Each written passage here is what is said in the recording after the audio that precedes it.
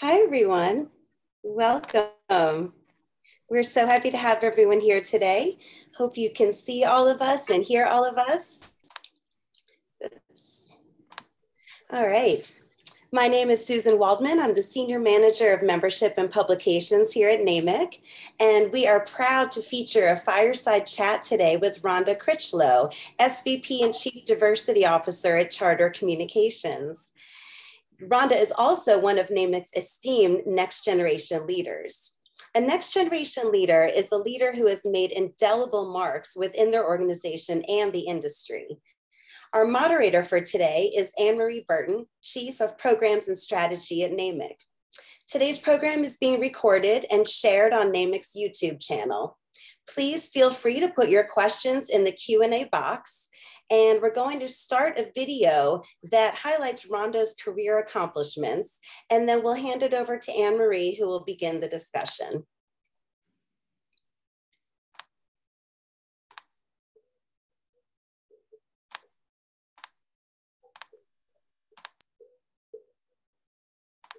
We at Charter were so happy to hear that Rhonda had won this richly deserved award, and quite proud. Charter never had a Chief Diversity Officer before Rhonda, and in that role, she has been a driving force behind the company's diversity and inclusion efforts. Rhonda has opened our eyes to the importance of diversity, equity, and inclusion, and how it can aid in our ongoing success as an organization. I'm really very honored at Charter to have the opportunity not only to lead diversity and inclusion, but to oversee our community impact efforts as well, because I also know, based on my own background and experiences, the value of seeing organizations like Charter play an active role in the community. Her personal and professional commitment to making a difference for others, for improving their standing, and leaving things better than she found them is inspiring. Her energy, her enthusiasm, her engagement, it's very infectious. I'm inspired by all the initiatives that she has driven, not only across the company, but across the industry as well. She's absolutely committed to racial justice, to racial inclusion, to the principles of equity and fair play. Rhonda has an innate ability to bring people together and open the lens on what they can achieve together. She makes everyone feel included and points out the real issues that we have to solve.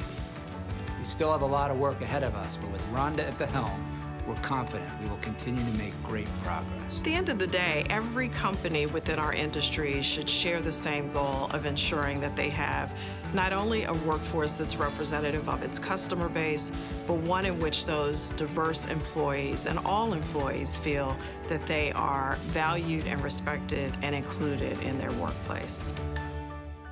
Thank you, Shawnisa and NAMIC, for this important recognition and for honoring me alongside such an amazing and distinguished group of leaders.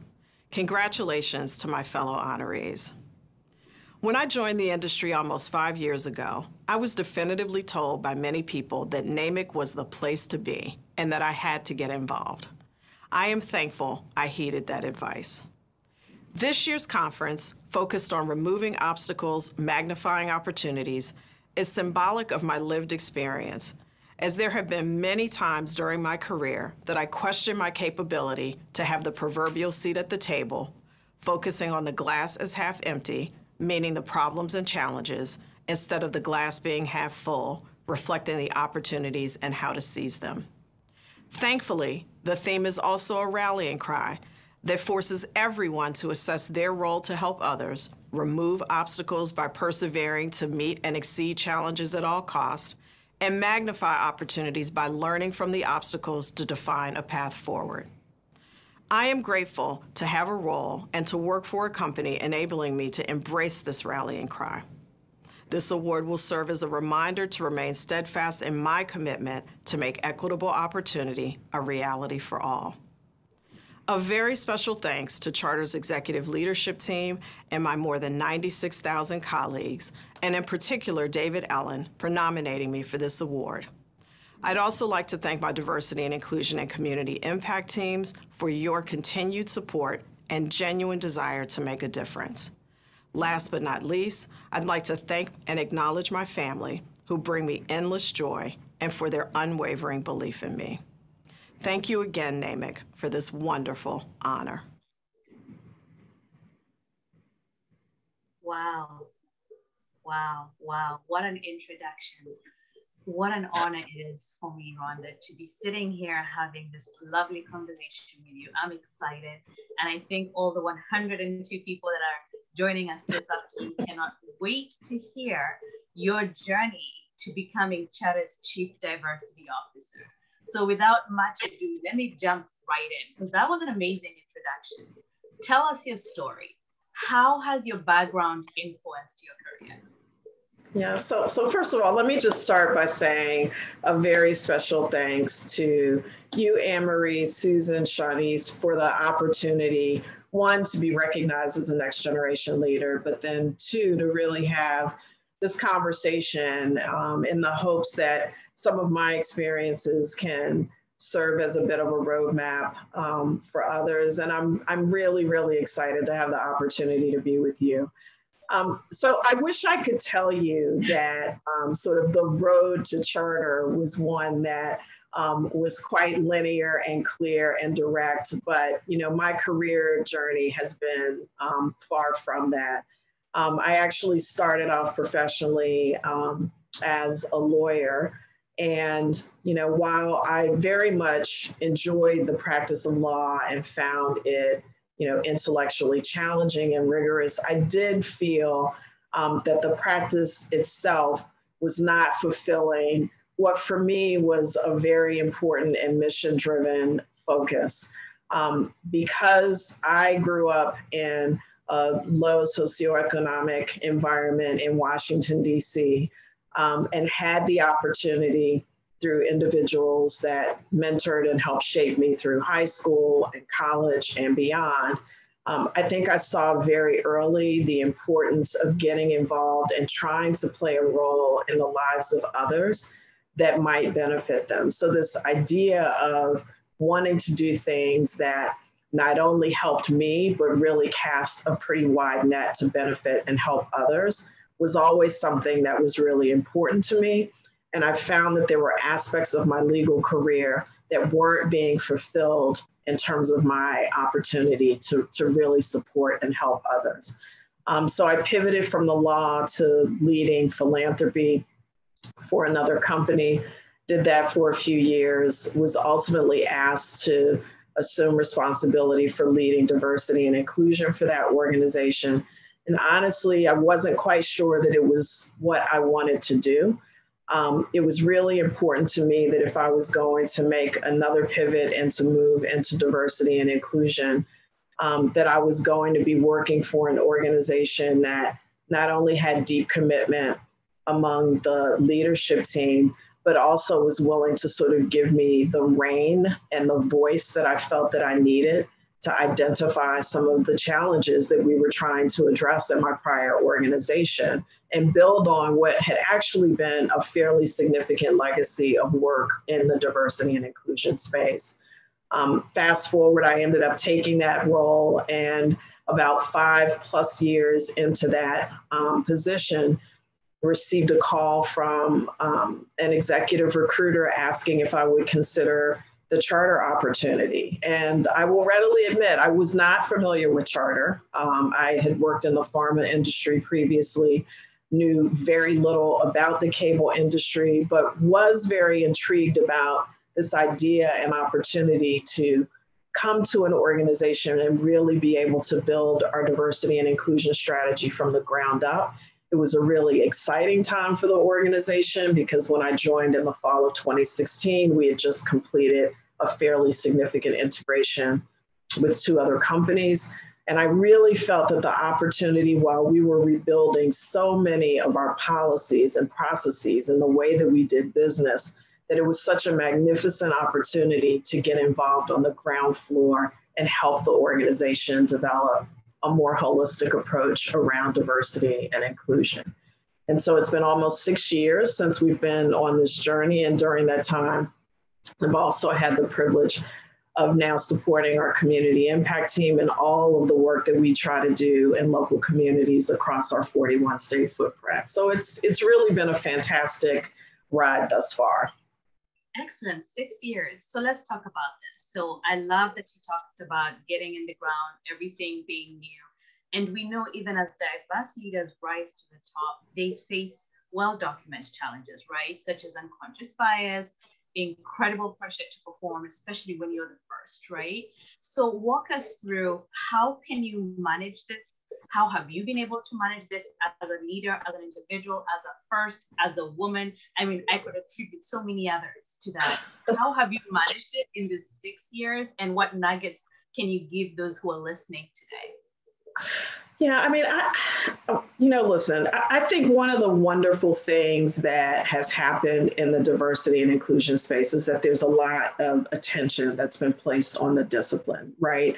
From the fact that organizations need to be more thoughtful in their approach and focus on it, but also from the perspective that there has really been a robust body of research out there that has really been amazing at raising a level of awareness about the experiences of employees of different backgrounds and experiences in the workplace. And a lot of that research is industry agnostic, right? It spans regardless of whether you're in the cable industry, tech sector, pharma. A lot of the findings from this research, particularly in terms of barriers and challenges that people of color face, I think are very well documented. I tend to think of barriers, though, from two lenses, right? I think on the one hand, there can be organizational barriers, right, that might really make it difficult for employees to sort of thrive and be their best in the workplace. And then I do think and feel from my own career journey that there sometimes can be self-imposed barriers that we put in place, either consciously or unconsciously, could also hinder our ability to sort of move forward. And so I think first, sort of recognizing what the barriers are, whether they might be structural or organizational versus self-imposed. And to the extent that you think that some of these barriers are organizational challenges that make it difficult for you to feel included, to feel that you've got opportunities to advance your career, I think there's an opportunity for us to try to understand what they are and try to seek solutions to address them. To the extent that they're self-imposed, I think we have to be willing to kind of acknowledge it similarly and or change our behavior. And when I think about my own career journey, I think one of the self-imposed barriers that I placed was that I underestimated the value of really having a very broad and diverse sort of board of directors, or, some people will say a kitchen cabinet, those sort of go-to individuals that, to the extent that you're having some very significant challenges, you can have open and candid conversation to get the advice and the guidance that you need to sort of move forward. And I think I observed very late in my career that while I always had a group of individuals that I felt I could rely upon for really good and sound advice, when I did a little bit of a diagnostic and sort of mapped out who these individuals were that I tended to call on, they were very similar to me. A lot of them were African-American female lawyers who were either practicing or not practicing law. And so I found that their lens created a little bit of an echo chamber, right? They thought very similarly to me. And what I recognized was that I was missing an opportunity to get divergent viewpoints on the things that I was facing challenges around relative to the workforce. And so I would consider that a bit of a self-imposed barrier, right? I don't think I was particularly intentional about it. It's just I had people that I felt I had a commonality with that I could trust. And when I needed their advice, I sought it. And so I do think that we all have an opportunity to try to be a little bit more thoughtful about the individuals that we are identifying, who we rely on for advice, and making sure that people come from all walks of life within your organization and outside of your organization, because I do think that those divergent viewpoints will really be best to enabling you to address some of the other barriers and challenges that you might experience in the workplace. That is a fantastic point of view. And I'll full disclosure, this week is our leadership seminar week. And one of the big things we talked about is that network. How diverse is your network? And is it just exactly what you said? People who look like you, who are likely going to reinforce the things that you already know or want to hear, versus maybe individuals that will stretch you in whatever direction you need to be stretched. So for anyone listening to that, that's a really key nugget to take away from this. Like really looking at that network and exactly as Rhonda said, thinking about who you're going to for advice and really identifying where you may have gaps. So I think that's a really powerful leadership nugget that many people, I hope, will take away from this part of our conversation. Let me jump to D&I strategy. So knowing that you are the first and knowing that Charter had embarked on this mission, what did you set out to accomplish as their first chief diversity officer, right? So building that floor, how that could be daunting, right? Going in, having that weight of expectations. So walk us through what you set out to accomplish. Yeah, I mean, so listen, Anne-Marie, I'll say at the outset, my objective in coming to Charter is that I wanted Charter to move in a direction that would enable us to become one of the best companies, not only in our industry, but in the US, that would be known and recognized for its commitment to diversity and inclusion. And I think that most chief diversity officers have a desire to make sure that the work that they're doing is better positioning their organization to support their employees as well as their customers and the communities where we operate. So broad-based, that was my goal. I wanted to make sure that I was coming in and in conjunction with the team that we were able to put together, the executive leadership team, and all of my colleagues who are my fellow employees, really work towards making sure that we become one of the best companies associated with D&I. In the short term, I think one of the things that I tried to immediately focus on was the recognition that we were bringing together these three different organizations, right? And the three organizations really had slightly different orientations around diversity and inclusion. And so we really thought it was important for me to spend some time trying to understand what's our base level knowledge and understanding about diversity and inclusion from an executive leadership standpoint, all the way through our employee population. And so we invested a significant amount of time trying to make sure that we could get that baseline understanding and then build sort of a common language and framework around what we wanted people to understand diversity and inclusion to be for Charter.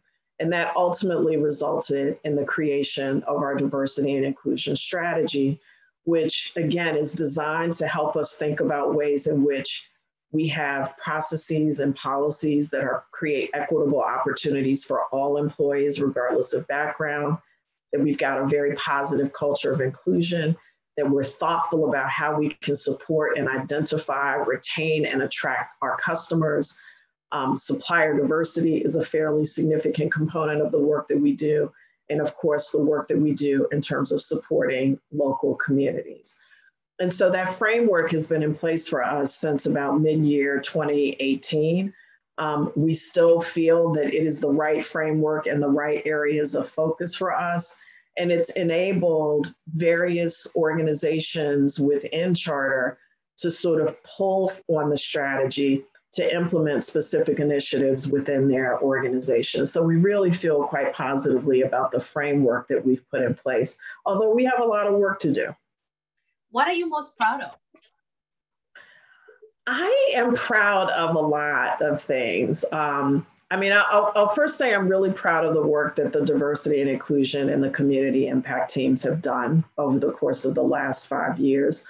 I feel really fortunate to work with an incredibly committed group of individuals who really do work tirelessly to make sure that we can successfully deliver our strategies, our programs, and our initiatives. So I continue to be amazed at their commitment and dedication to the work, and really feel that we could not be where we are today without their support. I'm also really proud of the fact that I feel like we're at a point where we've got a very sort of healthy, I kind of call it a little bit of a push-pull dynamic, right? Sometimes you hear that people in diversity feel that they are always sort of pushing the organization to try to move forward.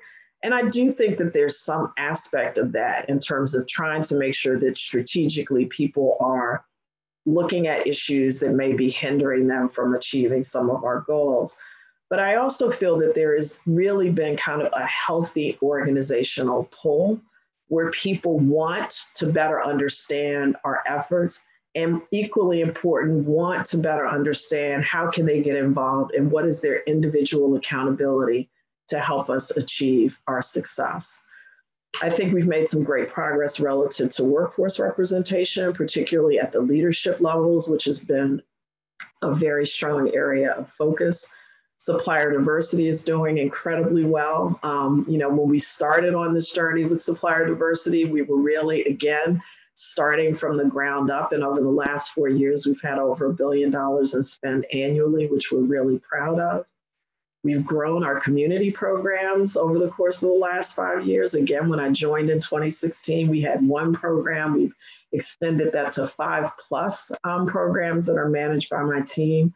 So I just feel like we've got some incredibly positive momentum, which of course would not be possible without, I think, the very, very strong leadership support for our efforts that we have in place as well, including the interest of our employees. That's amazing. So as you reflect 6 years in, you've made a lot of progress. These are not really easy programs to get off the ground. And so I guess my next question is, what are you focused on next? Yeah, so I would say there are two things that we want to focus on, sort of recognizing that, again, we do feel pretty good about the framework and the strategy that we have in place. One thing that we really want to focus on is scale. I mean, you said it at the outset, Anne-Marie, we are an extraordinarily large organization, and we have employees who are geographically dispersed across our 41-state footprint in different roles. We have, a high percentage of hourly employees. And so this idea of really making sure that we're being thoughtful about how we scale our efforts so that every employee, regardless of where they sit and what they do, feel that they are a part of our diversity and inclusion journey is really something that we have tried to focus on in earnest this year. I think the other thing that we really have been working on is, how do we help individuals in our organization understand their accountability so that they themselves can become ambassadors for our work?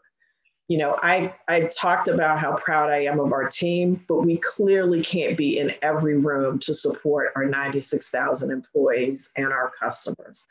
And so our effort to really continue to develop some programs, processes, and sustain some of the results that we've seen thus far is going to hinge on leaders across our organization, employees across our organization, really getting very actively involved and understanding what their role is to help us create the inclusive culture that we really want in our organization and ensure that we continue to bring talent in and grow talent that's reflective of the markets that we serve.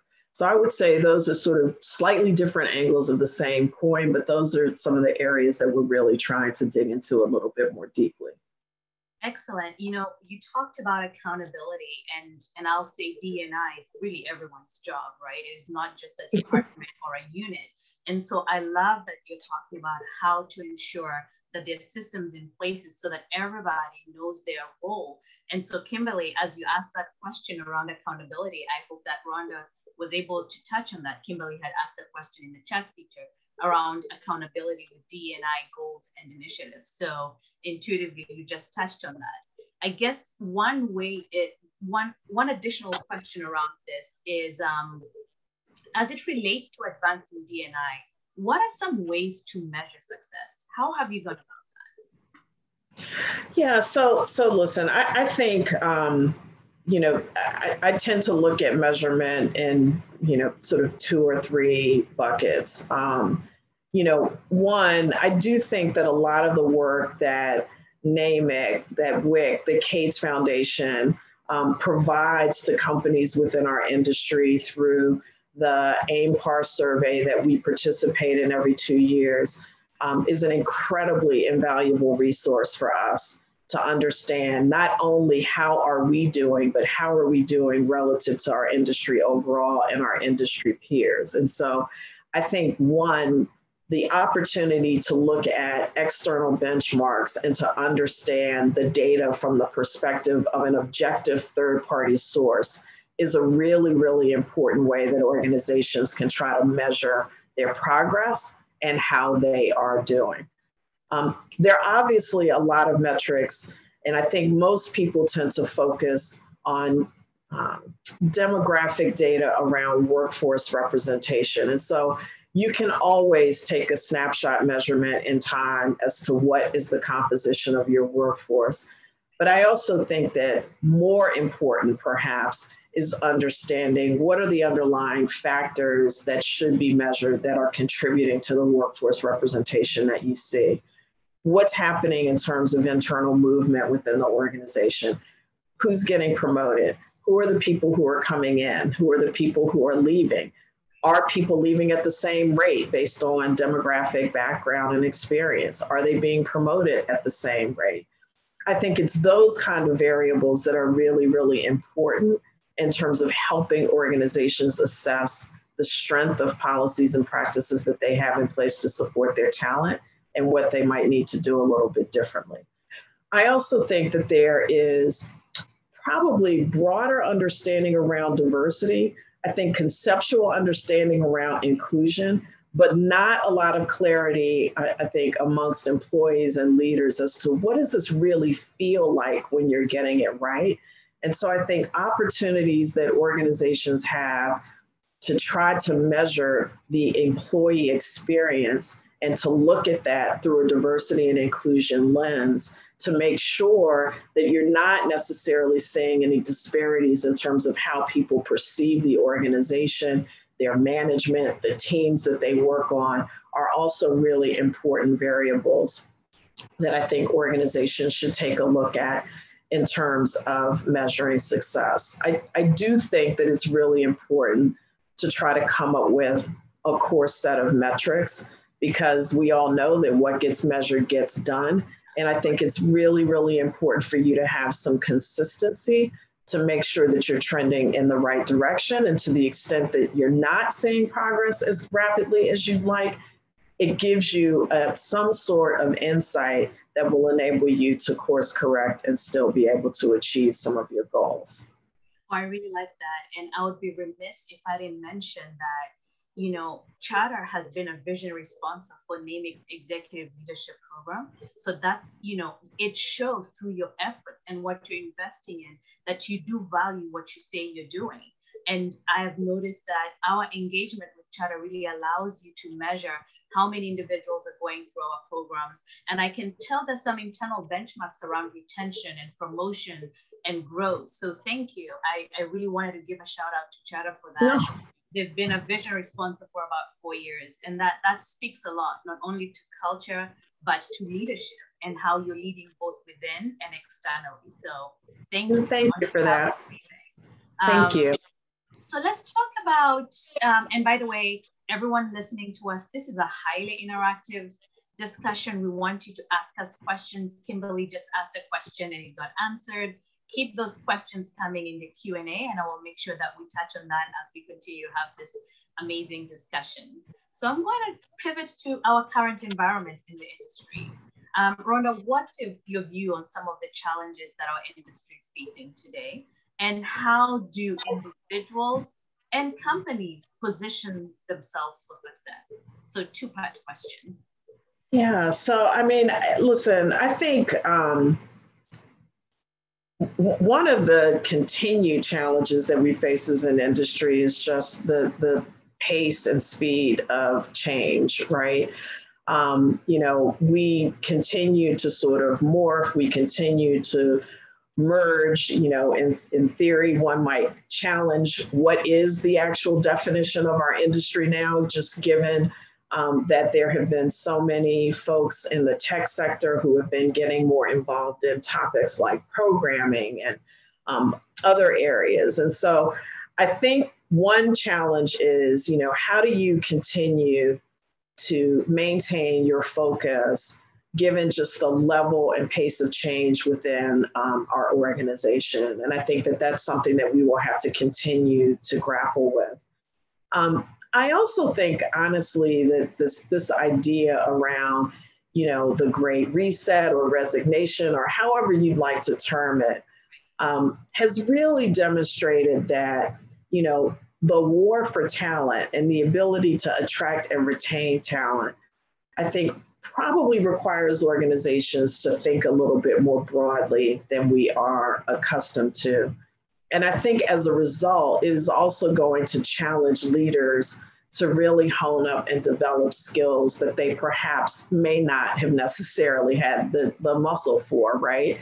So when we think about the fact that so many organizations have moved to, fully remote environments or hybrid environments, your skill as a leader to continue to lead inclusively when you're not necessarily seeing in an office environment the people that you work with on a daily basis, really, I think will require you to exercise a higher degree of skill and self-awareness and empathy with the people that you work with to make sure that you're continuing to foster an even more inclusive environment, because you're communicating with people more in the same manner that we're having today's conversation.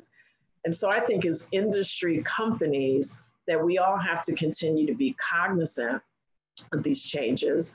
I think the opportunity to continue to be transparent about how it is that we're trying to address some of these challenges, I think will at least provide some degree of comfort to employees within those organizations, and could also be helpful in terms of your ability to continue to attract other people to your organization as well. But I think this idea that, change is just something that we now have to deal with is something that we all need to sort of get used to and make sure that we can continue to maintain our focus at the same time while navigating it.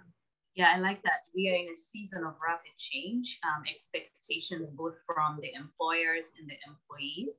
It's this really unique place. I think that it's an opportunity, as you rightly said, it's an opportunity for all sides to really think through those values that companies are offering, leadership, characteristics and qualities. What does inclusion look like in a virtual space, right? Who knew that virtual would really move at the pace that we've been forced to adapt to it today? So I love that.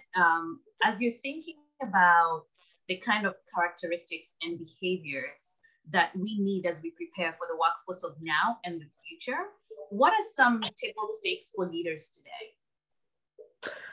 Yeah, so I mean, listen, this is going to sound a little self-serving by virtue of what I do, but I really do feel that we have moved beyond a place where leaders don't have the option of not leading inclusively. And I think it's important for people to understand that, learning to be more inclusive is a skill that we should all be focused on in the same way that we're focused on any other aspect of our professional development. I think that there's a ton of data out there that is talking about the changing demographics of the workforce. We know that the expectations of employees continue to evolve post, the pandemic, the social justice movement, et cetera. And I think that in order to continue to be effective, leaders have to get in tune with how they show up, how they are perceived by their employees, and what their employees need that will enable them to sort of lead more inclusively and create inclusive teams. So I do firmly believe that inclusive leadership and inclusive behaviors are table stakes at this point. I also think that it's really, really important for leaders to recognize that all employees are not created equally, sort of aside from sort of the demographic discussion that we've been having around diversity and inclusion. What I'm really alluding to is that every employee, things that are important to them will vary. And I think that the leaders who are more highly successful will be attuned to how people show up in the workplace and how they can flex their leadership style to make sure that they're bringing out the best from those employees. I always loved, this quote in the book from, I think it was Malcolm Goldsmith, who talks about, what got you here won't keep you here or get you to the next level. And, it's sort of a reflection that you become a leader because, you were viewed as someone who contributes to the business. You're a strong performer. But leadership as a skill is not something that just is inherently transferred by virtue of an elevation.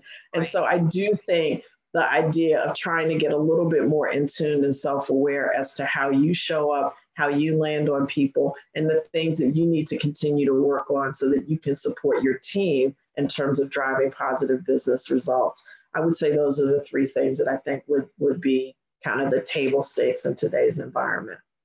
Outstanding. I couldn't agree more. I've experienced this where amazing project managers are promoted to become people leaders, and those are not the same skills, right? So to anyone listening, NAMIC has programs that will help advance your leaders in exactly the areas that Rhonda is instructing us to, especially our new program, Rhonda, Leading Inclusive Teams, is one that has identified the gap in terms of our leaders and how to close that gap. And so we recently launched that program, and I'm so thrilled to hear you talking about really inclusivity and the key skills you need in your toolkit to be able to do that. So thanks for that.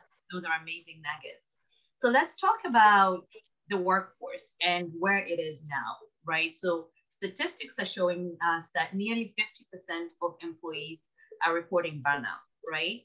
What is in your toolkit for maintaining motivational focus and keeping people, motivated to do and to understand the bigger picture? What would you recommend? Yeah, I mean, so listen, for me, and I will be the first to admit that while I do have a toolbox, I am not always the best at accessing that toolbox to try to exercise, some self-care. And I do think that self-care, irrespective of what role you have in your organization, is so important. I think it's particularly important for people who are working in spaces like diversity and inclusion, because there is such a significant emotional component associated with the work. And for me, I think the things that I've tried to do more consistently is I absolutely try to carve out some time where I can get some form of physical exercise in. Or at least quiet time where I can try to sort of reflect or meditate to sort of calm myself. I've often joked that, there are periods of time during the month where, frequently on a weekend or two, I will call sort of a do nothing day where I don't put anything on my agenda. I don't access my technology. I may not come out of my pajamas because I am actually quite introverted and I need time sometimes to just sit down and have, a quiet moment that enables me to reflect and to recharge. And so I think for me, also having an opportunity to spend time with people that I care about, be it family or friends, is something that I always feel refreshing and invigorating. I have two kids, one of whom just graduated from college, one graduated from college a few years ago, who are, entering or relatively new to the workforce. And so I always enjoy talking to them about their experiences because it gives me, I think, another angle to think about, how can I bring some of that perspective into the workplace to make sure that we're supporting talent throughout the company. But those are just some of the things that I've tried to do. And I don't always do them successfully, but I aspire to.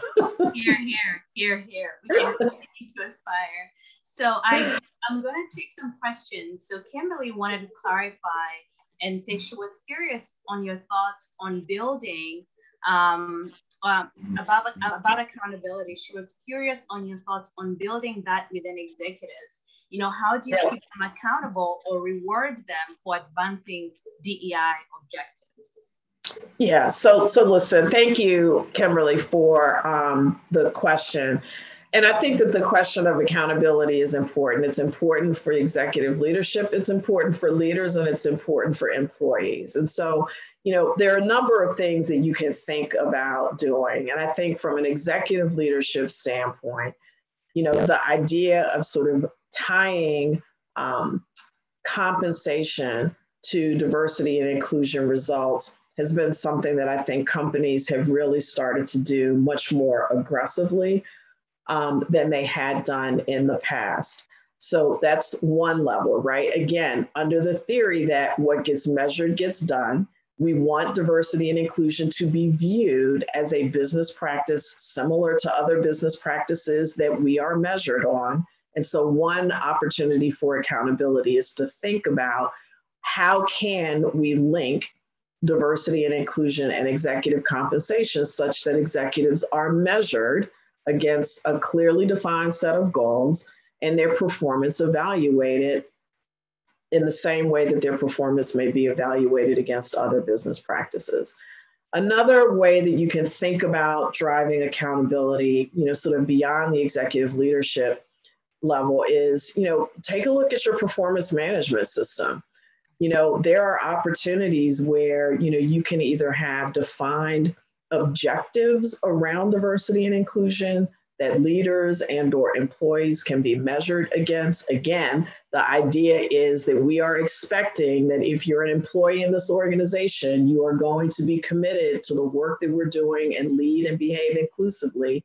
And the same way we measure you on these other aspects of your day job, we're going to also measure you and hold you accountable from a performance management standpoint on how you are doing relative to advancing diversity and inclusion. And so I do think that performance management can occasionally be sort of an overlooked opportunity to try to encourage everyone in an organization to play a more active role in terms of advancing diversity and inclusion. The other thing I'll talk about that is probably a little bit less performance or compensation driven is I do think that governance and having good governance and strong governance can be an important accountability measure. So what is the degree to which you've got some form of a leadership structure or council where diversity and inclusion is a regular and consistent topic of conversation?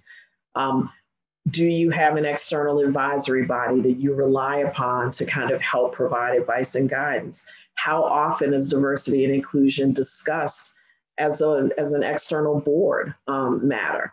All of those things, I think, sort of go more to the governance side of the equation, but I think can be equally important in terms of establishing an expectation and a level of accountability within an organization to try to get things done.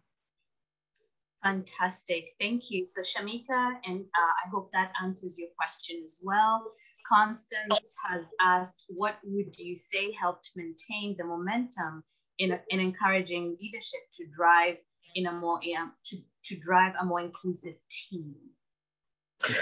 Yeah, I mean, so one of the things for us, and I'll sort of piggyback a little bit on my comments about governance that I think has been really helpful, is that we set up very early on an executive leadership council, which essentially consists of the top leaders in our organization who are executive vice presidents or C-suite executives. And we meet with them on a quarterly basis to talk about our progress relative to diversity and inclusion at an enterprise level.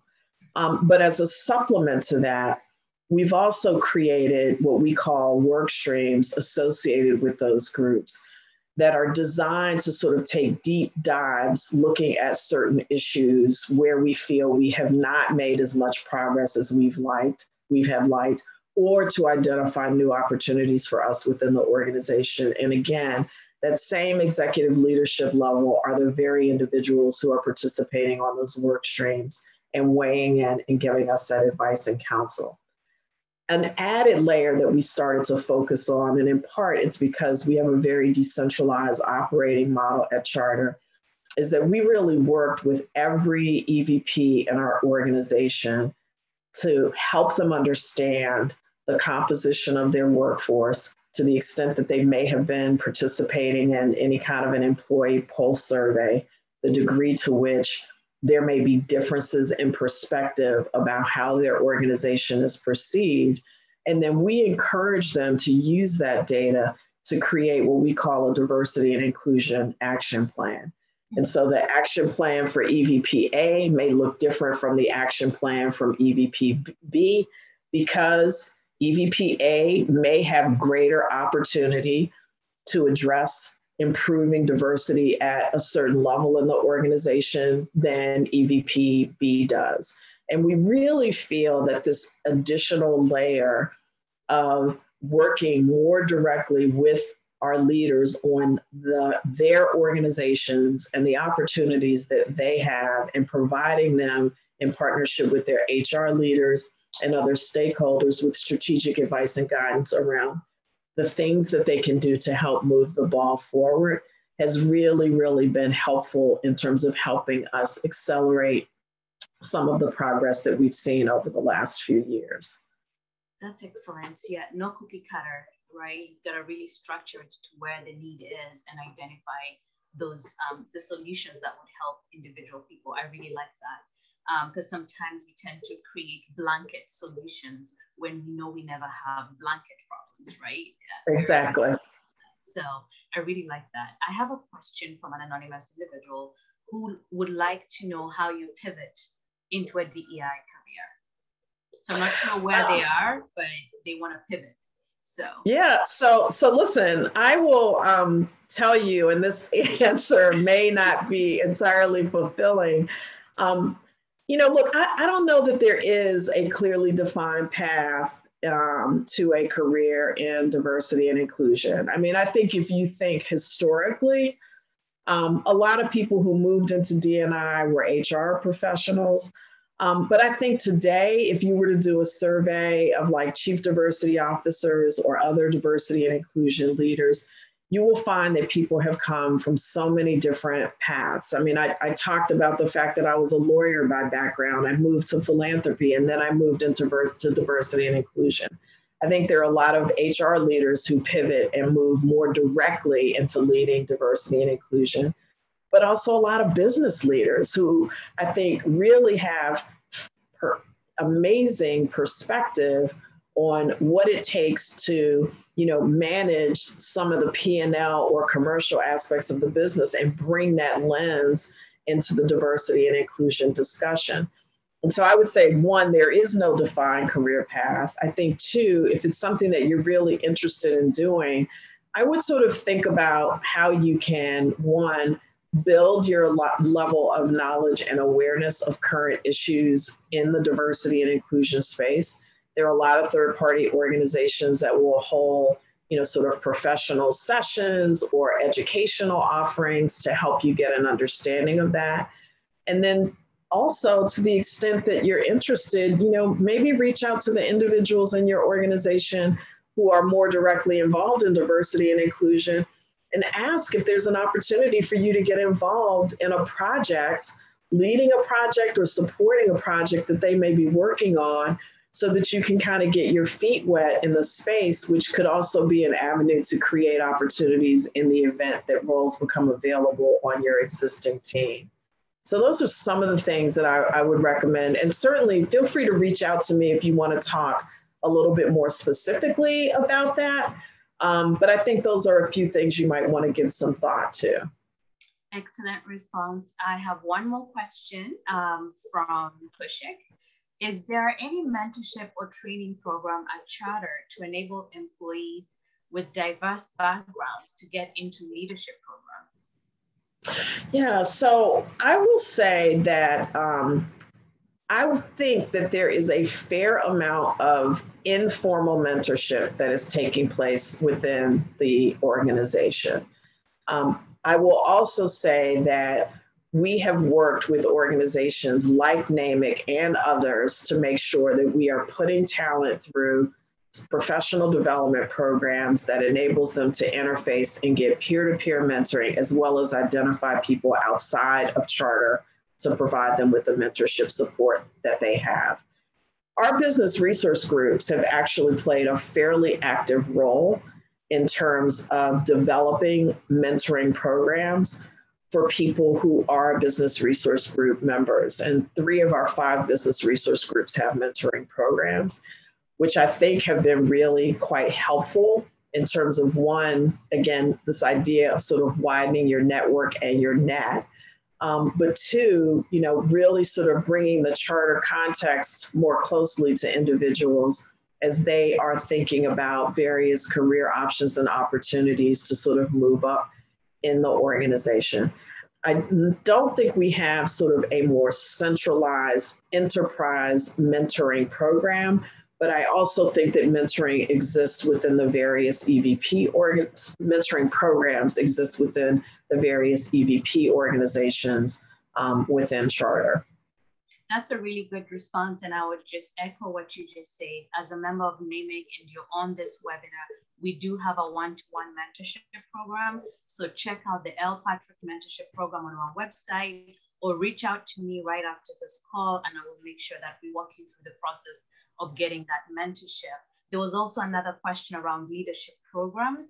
My answer is very similar. Please look at our website and the NAMIC programs. We have a suite of programs at various levels of your career, and I would be more than happy to have a one-on-one conversation with you to walk you through how to apply, how we partner with charter and with other companies to make sure that you get a seat at the programs that you're looking for. So please reach out after this webinar. These are really good good questions and an amazing conversation. I can't believe we have about 4 minutes to go. So I have a couple of rapid fire questions that I want to get answers to selfishly. So you go, Rhonda.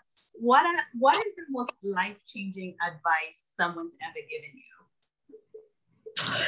you? So it's really interesting. And I'm not sure I would say it was necessarily life-changing, but I will say that there are 2 pieces of advice that I've always tried to adhere to. One is that if you ever get too comfortable in a role, meaning that you feel like you can sort of do it, there isn't anything that's particularly challenging about it, that it's time to sort of think about doing something different. The philosophy being that, your greatest opportunity for growth is not from the things that make you comfortable that you can do in your sleep well. It's from the things that are going to challenge you and make you a little bit uncomfortable. So this idea of making sure that there's always some aspect of challenge or something that makes you a little bit uncomfortable about what you're doing is the best opportunity to sort of help stretch you. And then the other thing that I would say has been important is you really have to be willing to ask for feedback. And I think particularly for people of color, this is incredibly important because, again, going back to that rich body of research that I referenced earlier in our conversation, we do know that many, many leaders, particularly if they are leading across lines of difference, are not always comfortable providing critical feedback to people of color, right? And so I think even if you manage to get an exceptional performance review, you should not leave your performance review or informal conversation without saying, you know what, everyone has an opportunity to improve. What is it that you would have liked to have seen me do differently during the course of the year or better than I did? And so this idea of always challenging somebody to identify a growth or development opportunity, I think is really, really important as you try to sort of move up in an organization. That is fantastic. One more last question from me. Who are your role models? Wow. So, I have to say, I really, I admire Michelle Obama greatly, as I'm sure many of you do. One, I think that there is sort of a humility about her that I find so incredibly refreshing. And I think, again, part of that stems from her background and her experience and the way that she was raised. But I just think it's such a wonderful leadership attribute. And so I admire her for who she is as an individual, but also the way that she has lent her voice to some very important issues. I have an entire group of women that I feel very close to who inspire me every single day. You know, they are certainly leaders within their organization. But for me, it's also the things that they do outside of their organization to kind of benefit and help others. My mother, who is no longer with me, continues to be an inspiration for me on a fairly regular basis. And I'm incredibly thankful for her faith and confidence in me, because I think that really, you know, provided a fair degree of significant support that enabled me to be where I am today. So those are just a few thoughts. So thank you, Rhonda. Oh my goodness, an hour can go by so quickly. I want to thank you for the wisdom and the nuggets and the strategies that you've just blessed us with. You know, I've always said one of the greatest things you can do is give back, but most importantly, the gift of your time. Because as you know, time is the one thing you can never get back. So to everyone who joined us today, and to Rhonda, thank you for the gift of your time. I hope this presentation and discussion and all the wisdom has been beneficial. This call was recorded, so if you need to listen to this again, we will be sharing it on our YouTube channel. But Rhonda, on behalf of NAMIC, on behalf of our long-term partnership with you and with Charter, thank you. This was enlightening in more ways than I can articulate right now. Thank you so much. Thank you for the opportunity. I really appreciate it. And anyone should certainly feel free to reach out if there were questions that we didn't get to, or if you want clarification of any of the comments that I made during the course of our discussion. But I appreciate the chance to spend some time with you all this afternoon. Thank you, everyone. Have a wonderful evening, and we'll see you on our next presentation, which will be another discussion, and we hope that you'll sign up. Rhonda, blessings, peace, and talk to you soon. Thank you so much. Take care.